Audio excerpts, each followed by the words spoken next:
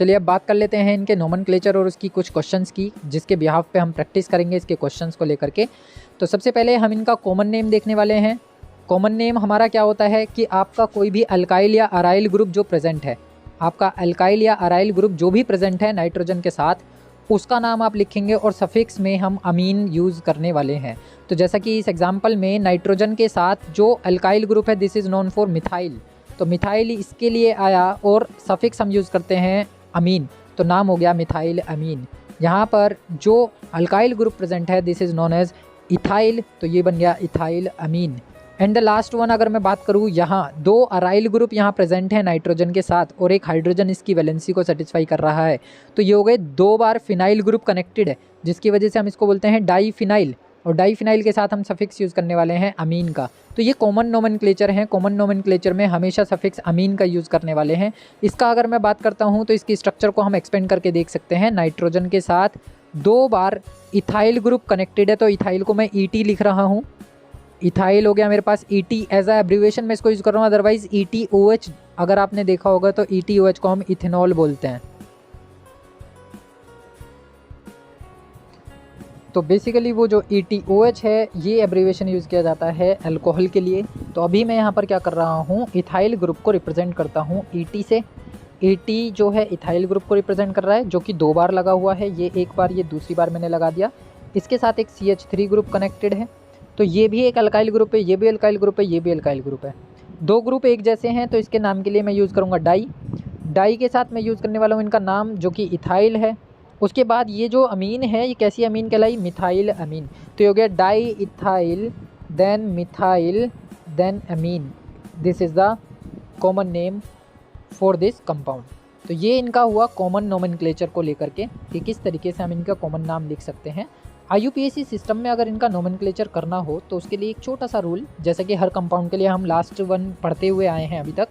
यहाँ पर जो NH2 ग्रुप है इसको हम हमेशा अमीन ही लिखेंगे।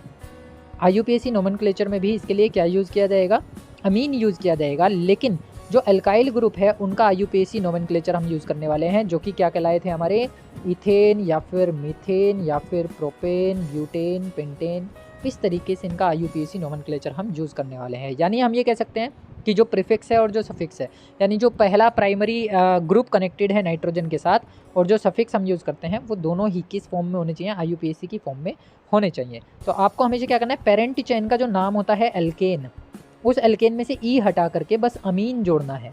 This is the rule for IUPAC nomenclature. अब इतना होने के बाद जब हमारे सामने प्राइमरी, सेकेंडरी या टर्शरी अमीन्स आती हैं तो हम यूज़ करते हैं एल्केन अमीन के आगे। जब प्राइमरी होगी तो उसके लिए कोई कुछ भी चीज़ यूज़ नहीं की जाएगी, नॉर्मल एल्केन अमीन कहलाएगी। जब सेकेंडरी अमीन होगी यानी कि जब NH ग्रुप प्रेजेंट होगा तो अब हम वहाँ पर NN का यूज़ करेंगे, नॉर्मली N का यूज़ करेंगे, खाली N एल्केन अमाइन। और जब हमारे पास टर्शरी अमीन होगी तो वहाँ पर हम 2 बार N का यूज़ करेंगे, NN डाई अल्काइल अमीन। इस तरीके से हम इसका यूज़ करने वाले हैं। तो 3 हमारे पास कॉन्सेप्ट हैं। नॉर्मली एक एल्केन अमीन हमारे पास सामने रहती है, एक N एल्केन अमीन होती है, एक NN एल्केन अमीन होती है। ये 3 चीज़ें हैं, 3 बेसिस हैं जिसके बिहाफ पे इनका IUPAC नोमेनक्लेचर किया जाता है। यहाँ इस टेबल के अंदर जो कि NCERT से ली गई है, कुछ कंपाउंड्स और उनके IUPAC नोमेनक्लेचर और साथ ही साथ कॉमन नोमेनक्लेचर को रिप्रेजेंट किया गया है। तो अगर हम बात करते हैं सबसे पहले एग्जाम्पल को लेकर के, तो सबसे पहला एग्जाम्पल हमें दिख रहा है CH3 CH2 NH2, CH3 CH2 NH2। अब ये जो एग्जाम्पल है इसका कॉमन नेम की अगर मैं बात करता हूँ तो कॉमन नेम में इथाइल ग्रुप हमें दिखाई दे रहा है और ये अमीन है, तो ethyl amine is the common name. अगर मैं बात करूँ इसके IUPAC नेम को लेकर के तो ये कैसा ग्रुप है, इथेन, क्योंकि हमें यहाँ पे एल्केन लेना है, और ये हो गया अमीन, तो एल्केन अमीन यानी कि ethane amine is the IUPAC nomenclature. Next one same as, अगर यहाँ पे देखूँ तो 3 कार्बन है तो ये हो गया प्रोपाइल अमीन। आप इसको खाली प्रोपाइल अमीन भी लिख सकते हैं, अदरवाइज क्योंकि ये स्ट्रेट चेन बना रहा है, नॉर्मल चेन बना रहा है, इसलिए इसको N प्रोपाइल अमीन लिखा गया है। अदरवाइज IUPAC नेम अगर मैं देखता हूँ तो पहले ही कार्बन पर अमीन ग्रुप प्रेजेंटेड है, तो हम बताएंगे 1 प्रोपाइल अमीन या प्रोपेन 1 अमीन। ये क्या बन गया, 1 propane amine is the IUPAC nomenclature. यहाँ बात करता हूँ अगर मैं, तो ये कैसा ग्रुप है, आइसो ग्रुप है। ये हमने हेलाइड हेलोएल्केन हेलोरिन्स के अंदर दिखा था, नॉर्मल आइसो और नियो स्ट्रक्चर कौन सी होती है, तो ये एक आइसो फंक्शनल ग्रुप है, यानी कि आइसो पोजीशन पर NH2 ग्रुप रिप्रेजेंटेड है, इसलिए कॉमन नेम होगा आइसोप्रोपाइल अमीन। और अगर IUPAC की बात करता हूँ तो 1, 2 एंड 3 सेकंड कार्बन पर मिथाइल अमीन ग्रुप प्रेजेंटेड है, तो हम बताने वाले हैं इसका नाम प्रोपेन। और ये आ गया दूसरी पोजीशन, तो 2 propane 2 amine is the IUPAC nomenclature.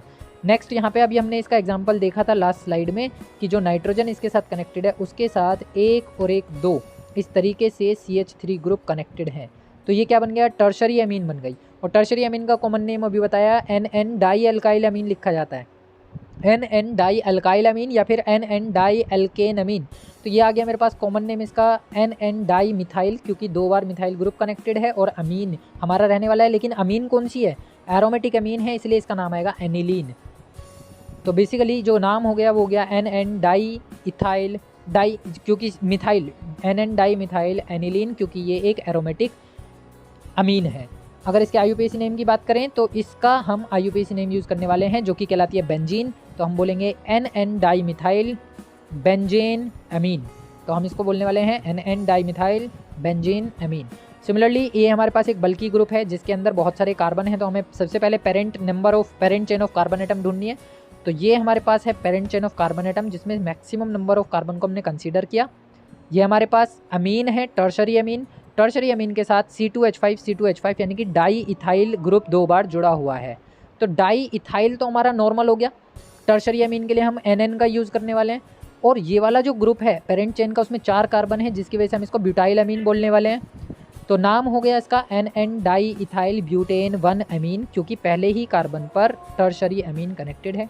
Common name और IUPAC नेम ऑलमोस्ट सेम है इनके, बस कॉमन नेम में हम एल्काइल ग्रुप यूज़ करते हैं और IUPAC नेम में हम एल्केन ग्रुप यूज़ करते हैं, या फिर एल्काइल और एल्केन नोमेनक्लेचर का यूज़ करते हैं। जब हम बात करते हैं, ये तो हो गई हमारे पास सैचुरेटेड, सारी की सारी ये कैसी हैं, सैचुरेटेड हैं। लेकिन अगर मैं बात करूँ अनसैचुरेटेड की, जिसके अंदर कार्बन कार्बन के बीच में double bond at least 1 time present हो, तो उस केस में जो एल्केन अभी तक हम यूज़ करते हैं तो उसकी जगह एलाइल, ये ग्रुप कौन सा हो गया, क्योंकि CH2 single bond CH double bond CH2 और ये सिंगल बॉन्ड, ये वाला जो ग्रुप हमने पढ़ा था X के साथ वो अलाइल ग्रुप था, तो ये अलाइल अमीन हो गया, इसका कॉमन नोमेनक्लेचर है। अगर मैं इसके IUPAC नोमेनक्लेचर की बात करता हूँ तो नंबरिंग हमेशा वहाँ से करते हैं जहाँ से फंक्शनल ग्रुप पास पड़ता है। तो फर्स्ट कार्बन ये हो गया, सेकंड ये हो गया, थर्ड ये हो गया।